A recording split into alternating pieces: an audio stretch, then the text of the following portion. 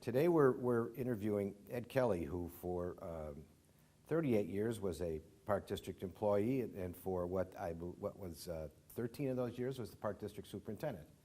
Close to 15 and a half. 15 and a half. And he also was, for 36 years, was the committeeman of the 47th Ward. Right. And during his career was very close to the Richard J. Daley. So today we're going to have a reminiscence and answer some questions. Have you ever done an oral history before, Ed? No, it's just with University of Chicago. I did interviews with them pertaining to the museum, and that was named after the mayor. Correct, okay. Nothing in depth, though. Nothing in depth, all right. Well, it's a pleasure to have you here, and thank you for joining us for this.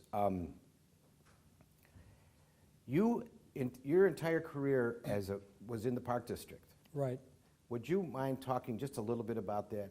You know, how you got in, and then up until when you left. Well, when I returned from the Second World War, I went to work for the Park District as a physical instructor, and I started at Wells Park, which eventually became the ward I became committeeman in.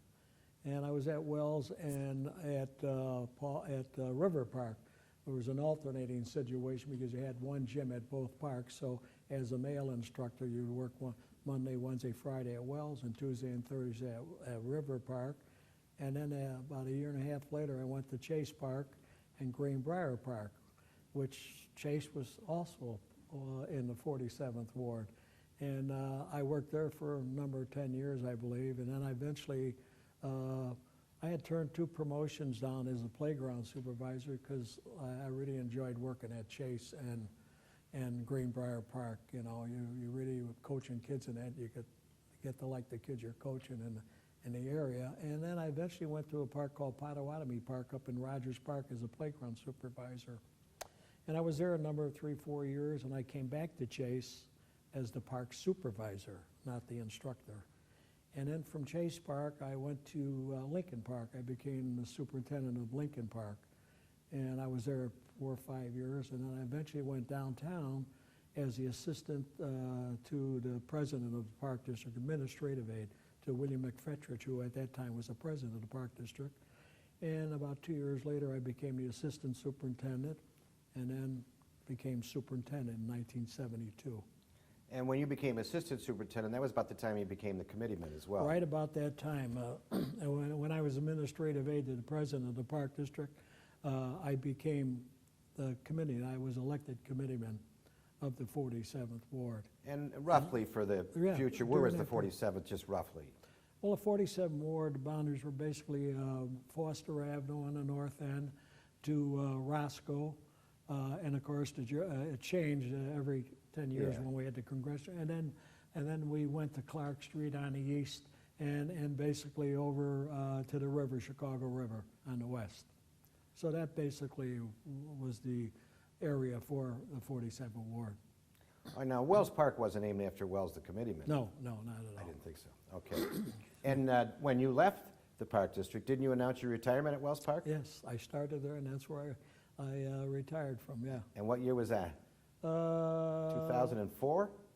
No, it was 86. Oh, that's right. I'm thinking when you stopped being committeeman was 2004. Yeah. Yeah, 1986 you stopped being a superintendent. I retired at Wells Park. That's a nice touch. Yeah, I wanted to, you know, when I decided to retire, I still had 3 years left on my contract. Okay. But I took a retirement. That was when Washington was the mayor. Yes. Right, and you two did not see eye to eye on some issues. He wanted his own person. Well, yes, that's true. He did. Yeah. But I could have stayed for 3 more years. But I didn't want to stay under conditions that they were preparing for me. Yes. I mean, there was a problem with the locks on the doors and everything. I mean, it got pretty tricky for a while. Yeah. Before we get away from your work in the Park District, one of the things that you were well known for was the boxing programs that you brought to the city. Would you mind talking about that just a little bit? Well, the boxing, the boxing program, I'll tell you how that started. I was raised down in a park called Seward Park, which is Cabrini Green, they call it. But it wasn't Cabrini Green at that time. It was predominantly Italian, Irish, and it was just a melting pot, and African Americans also. And it was a rough neighborhood. And they started a boxing program. And as you are aware, Bernie, my sport was basketball. I played professional basketball, and I coached basketball and softball and baseball. You know, I was a gym rat like a lot of kids from the park. Yeah, you were all Catholic, all city at St. Philip's. Yes, Yeah. we were having trouble getting these teenage kids that were not interested in playing basketball or softball, who were hanging around in corners and that. And I talked to the commissioners, and the commissioners were not in favor of a boxing program. They were afraid some kids would get hurt. And I told them, I don't want these programs to give the public the impression we're trying to create professional fighters. We were not trying to create professional fighters. We wanted to get these kids that were hanging out in these different parks where we were having trouble, that were not participating in any sport. And that was how we started the park programs. The park programs, very few people know this. Muhammad Ali and I have been friends for 40 years. Very, very good, very close today, till today. And when I started the park program, we picked certain parks where we knew we were having problems with some of the kids in these parks. And Tony Zale, a former middleweight champion who was from Gary, but Richie out of Chicago, was working at a restaurant called Gallagher's in New York. And I called him in New York, and I knew Tony Zale was not a person to work in a restaurant or a tavern or anything like that, because he never drank or ever smoked. And I got him to come to Chicago to be our head boxing coach. And the locations we opened up, I believe we opened 18 or 20 when we first started. I got Golden Glove and ex-professional fighters from that area to be the boxing instructors in those parks.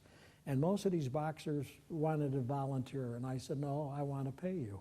So we made, and the reason why I wanted to pay them, I didn't want to start a boxing program, and then they'd get tired after a month and they'd disappear, and we'd have kids over there and there'd be no one there to help them. So that was the purpose of the hourly pay that I gave them. And the first boxing center we opened up was Mount Greenwood, and I had Muhammad Ali come out there and announce that he was going to be there with the intentions of getting a lot of kids to come there to see Muhammad Ali. And I opened it up in the middle of the season without thinking about the money it was going to cost to buy the equipment. And to this day, I've never mentioned this publicly because I gave my word I wouldn't do it, Muhammad Ali bought all the equipment. For that park or all the parks? For all the parks. Wow. And we opened these parks, and it went crazy. We had one park. It happened, I wouldn't even mention the park, but it was in the mayor's ward, Richard J. Daley's ward, where they were breaking many, many windows weekly. And as soon as the boxing went in there, it disappeared. No broken windows. But the main thing, we got these kids with physical fitness stuff and things like that, and we got them in the gym. And as you probably remember, NBC, the president of NBC here in Chicago was a young man named Bob Walsh, who I happened to have as a young kid in one of my parks on the north side, Greenbrier Park. And Bob had our championship fights televised by NBC, which attracted more kids into the program. The Olympic Committee asked me to come to San Francisco, and I spent 2 days in San Francisco because they wanted to know how I could put such a large program together and how much money it cost. And the money was very minimal, the cost of running these programs. It was the biggest, largest program in the United States. I then had the Olympic referees come to Chicago, and we ran 3-day seminars for referees, teaching referees how to referee amateur boxing. And it was such a huge success that we expanded to 20, 24, 25 locations, and it was just great. It was just great. I brought the Polish Olympic team to Chicago. They fought our Chicago team at the Armory on North Avenue. I brought the Irish Olympic team in here. We boxed them in Soldier Field. I got Wide World of Sports to televise it for us. And Mayor Richard J. Daley, he loved it. He was down there on the field. And we helped these kids. A lot of these kids, we got jobs, put them to work. And it was very successful, very successful. Well, I know You were so successful with it, I always have thought that you were actually a boxer. I mean, I know you weren't, but I did box. I won a boxing championship in the Marine Corps. in the Marine Corps. Yes. You mentioned the Marines. How long were you in the Marines? About a little over 3.5 years. Are you ready? Okay. So did you go right from St. Philip's into the Marines, almost? Almost. I was in a dive bomber squadron in the Marine Corps. Where were you stationed? I was in the Marshall Islands and China. I wound up in China when the war ended. We were the closest dive bomber squadron to China, where they were still fighting with the communists out there. So we were shipped out there for 3 or 4 months. I was out there, and then came home, of course. Terrific. So now, when you went to work for the Park District, were you politically ambitious at that time, or I mean? Never had a thought of. My thought was I wanted to coach.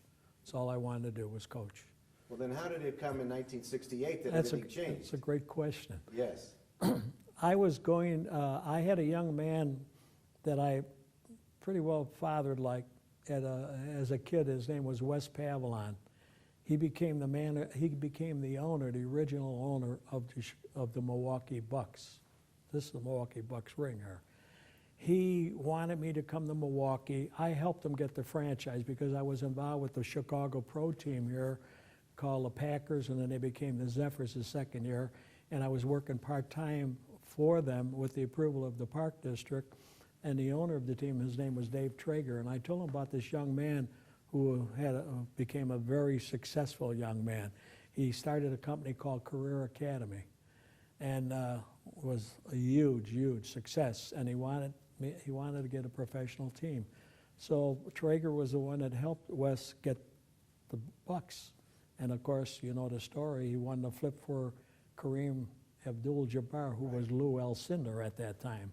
And he wanted me to come to Milwaukee and be the president of the Bucks or general manager, whatever I wanted to do. To the day, he just passed away about a month or so ago. We've had a father relationship. His mother and father were divorced when he was a young man. He said he's the only Jewish kid with an Irish Catholic father. And we were very close. And my wife and my family, we were going to move to Milwaukee. And he was going to buy us a new home. And I have 4 children at the time, and they were quite young at the time. And I got a call one day from Mayor Daley's office, and they called my home. And she said, well, he's at the, no, they called the park, Chase Park. I was at Chase at the time. No, I'm sorry, I was at Lincoln Park. Okay. I was at Lincoln Park at the time, and they called Lincoln Park, and the attendant said, no, he's at home. He's got a bad cold. So the mayor's office called my home. And my wife said, he's at the doctor's. And I'm certain the mayor right away thought, this guy is not on the job. So they called the doctor's office, and I was at the doctor's. Okay. And he said, I want you to come down on the city hall as soon as you finish there. So I had no idea why the mayor of Chicago was calling me. And I went down to see him at 4 o'clock in the afternoon, and he wanted me to run for committeeman of the ward, because the committeeman, George Wells, had cancer and he was in pretty bad shape.